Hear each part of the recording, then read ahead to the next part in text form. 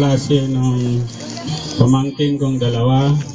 Maraming sa inyong lahat kahit paano nakarating kayo. Kaya malaking karangalan namin nga talagang sinadya ninyo yung Bataan. Yan sana. Hanggang sa matapos nyo yung pag-aaral ninyo, sana kaya kayo nandyan sa school na yan para makapagtapos kayo. Yung pangarap ng tatay ninyo, nanay ninyo, yan ang dapat niyong itanim sa isip nyo. Kaya kayo ginagastusan dahil dyan sa pag-aaral nyo. Para din sa maging boyfriend nyo, anak nyo, o hindi ko pa masabi nga talagang gusto na nyo mag-asawa. Pero sasabihin ko sa inyo, bago kayo pumasok sa ganyang kalagayan, isipin nyo 10 beses bago kayo pumasok sa ganyan. Kaya ako, 3 ang anak ko na yan, mapuging lalaki, malaki pa sa akin. 3 lang sila, puro lalaki yan. Siguro, kaya hindi ko dinagdagan dahil hindi namin nabuo itong magkapatid yung itong grupo namin, hindi nabuo ito kung talagang dinamihan ko. Saka ayaw na rin ni Mrs. masakit na rin yung likod ko eh. Nakakaibad na. Hindi nga, totoo yun. Mag-isip kayo na maigi. Ngayon, pinaaral kayo na maayos. Sana, pahalagaan natin yun. Hiling ko lang sa inyo. Makatulong man lang kayo sa anong tawag sa amin, ginikanan. Sa Tagalog, Magulang. Diba? Yun lang ang ko sa inyo. Hiling ko. Saka ito sa buong buhay namin pamilya ng Lasala, dito lang na celebrate. Marami ng mga babae nga nag-18 pero hindi ganito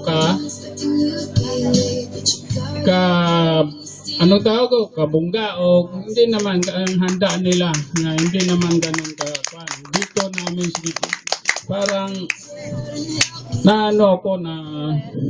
natutuwa ako dahil sa yung binigay sa amin magkapatid, yung sipag at tiyaga namin, parang nagunti-unti na nagbunga rito sa Bataan. Yun ang napasalamatan ko sa itaas. Pero hindi naman namin ito maabot nga magkapatid kung hindi naman sa sipag namin at tiyaga. Sabihin ko sa inyo ang totoo, wala kaming tinapos nga magkapatid. Pero tanungin nyo kami, kung sino makahula sa aming magkapatid, may 500 sa akin. Yung mga taga-dayo, dayo na, ang galing kaklase, kung ilan kayo. Kung ilang kami magkapatid, yung makahula, bibigyan ko ng 500. Start. Kayo lang. Kung ilang kami magkapatid. Ilan daw po sila magkakapatid? Sino po? Yung taga-dayo daw po, yung hindi po kilala, hindi daw po sala. O ganon. Oy, tita, nilibre kita, dali, sabihin mo sa akin, dali. Ilan daw po sila magkakapatid? Sino po? 500 daw po. Hulaan nyo nga eh. Hulaan nyo. Ay, di ako. Pag ako. Wait lang. Hulaan mo po sa akin. Taga saan po kayo? Ay.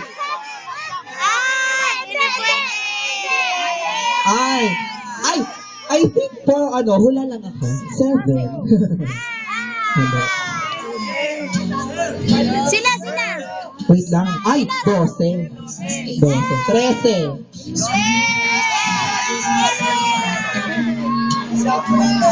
Ay, isang hula lang po ba? O sige, game, isang hula lang daw. O, ano hula mo? Ay! 11 daw po. Ay, 11 daw. Oh. Si Jairo. Galing. Oy, 500 si Jairo!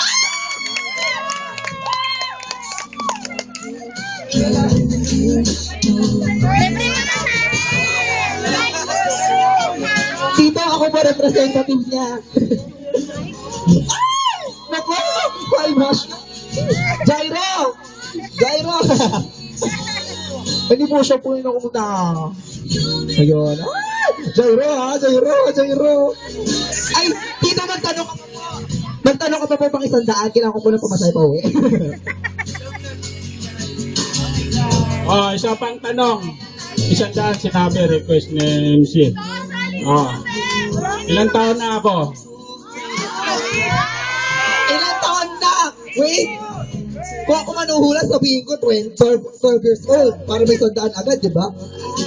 Sino po hula? Taga-Dayo po ha, Taga-Dayo po. Yung taga-Manila daw po. 100 niya, sayang 100 mga friend. Ikaw, ilang taon na? Teka lang. Hindi dapat hulaan kung pang ilan si Tito sa mga kapatid, di ba? Ilang taon na daw si Tito? Wait lang. Wait lang. Ano po?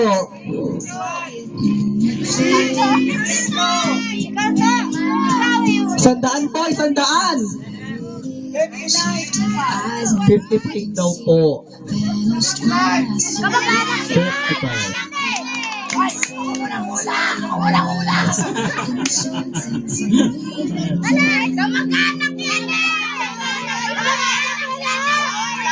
Ano ito eh?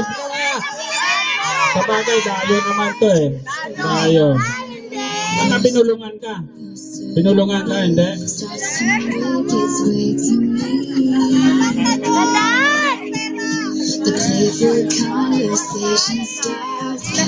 Okay. Gawin ko 3, 200. Tignan natin. Tignan natin. Kung matalino kayo, sige. Para sa lahat. Huwag lang doon sa anak ko. Kaya si misis ko. Kapatid. Huwag kayo. Ito. Hulaan nyo kung ano yung tinapos ko. Ano daw po tinapos ni Ninong Manny? Ano daw po? Ano po? Ano yan? Grade 4 daw po. Grade 4 daw po. Grade 4 daw. Hindi!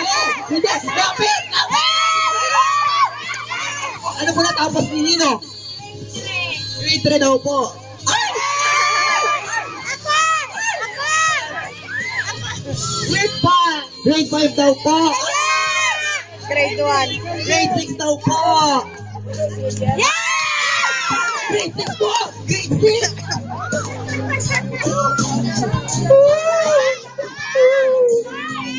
Ako yung MC, wala ako na palulungan. Ay, meron pa. Ninong, ang aga ng pamasko sa Lasala family, nakakaloka. May tanong pa po ba kayo? Ay, wala. Wala na. Medyo nabutas eh. Yun. Sa amin, pagpatuloy natin, no? Medyo may konting, sa amin magkapatid, bali, 2 lang sila ang nakagraduate sa high school. Sa aming magkapatid. Isang seaman, saka isang nasa probinsya ngayon. Pero nakapagpatapos na rin ang mga anak niya yun. Yung kapatid kong isang lalaki, isang babae, yung naka-high school. Pero yung mga nano na yun, mga undergraduate na kaya dinaan namin, kaya yung pag-aaral namin na yan, hindi kami nakapag-aral, dinaan na lang namin sa sipag at tiyaga. Kaya ngayon, sa awa ng Diyos, naabot namin ng konti ito, pero itutuloy pa rin namin para marami pa kami matutulungan. Baka sabihin ko sa inyo, ang natutulungan naming tao ngayon, umaabot na ng kulang-kulang 70 person. Times 2 na lang sa mga anak. Plus asawa, di ba? 70 katao, adi. Ang natutulungan namin magkapatid dahil sa trabaho namin. Kaya, yun. Niling ko lang sana tulungan nyo rin kami.